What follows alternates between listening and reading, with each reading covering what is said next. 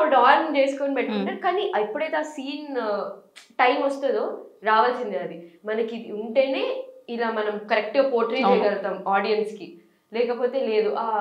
ఏదైతే ఆ మైండ్ లో పెట్టుకుంటారో అదే మనం చూస్తున్నాం బయట. సలార్ 1 జస్ట్ మీరు జస్ట్ ట్రైలర్ చూస్తున్నట్టు అది అంతే. 2 ఎలా ఉండబోతుంది మరి? 2 is going to be like ఇంకా అబౌవ్, మీరు ఏదైతే ఎక్స్పెక్టేషన్స్ పెట్టుకుంటారో దానికి అబౌవ్ ఉంటది. ఓకే 2 గురించే అదే వెయిట్ చేస్తున్నారు, ఎప్పటి నుంచో వెయిట్ చేస్తున్నారు. 6 years తర్వాత ఇప్పుడు సలార్ని సెలబ్రేట్ చేసుకుంటున్నారు ఫ్యాన్స్. ఇప్పుడైతే పార్ట్ 2 మాత్రం దీనికి త్రిబుల్ ఇంపాక్ట్ అయితే ఖచ్చితంగా.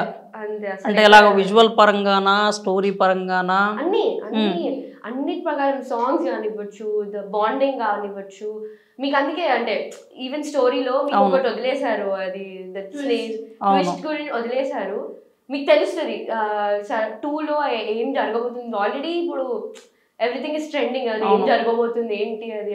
It will be worth waiting. 1 closing climax అనేది బిగ్ ట్విస్ట్ ఇచ్చే వదిలేశారు. ఇక జస్ట్ సౌరంగి పర్వంలో చూడండి అని చెప్పి ఊహలకు వదిలేసాము. ఇంకా 2 అది మీకు వదిలేసిన తర్వాత కూడా it will be above everything. Okay, ఎంతవరకు మేము ఎక్స్పెక్టేషన్స్ పెట్టుకున్నా కానీ ఖచ్చితంగా అప్ టు ద మార్క్. ఇంకా అంతే ట్రెండ్ అయిందో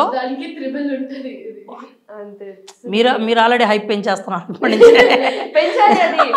అదే ఇప్పటి నుంచే ఆటోమేటిక్ గా వస్తుంది, ఎందుకంటే డార్లింగ్ ఫ్యాన్స్ అంటే ఇంకా అందరికి తెలిసిందే.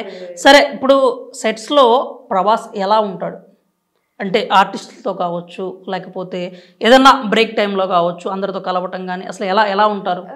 డార్లింగ్ గురించి ఇంకా చెప్పక్కర్లేదు. ఇప్పుడు అంతే సేమ్ సార్ ఉత్తపదం యూజ్ చేసుకుంటారు. డార్లింగ్ వచ్చిందా రాలేదా చేద్దాం, మళ్ళీ అంతే చేసేద్దాం అని అంటారు.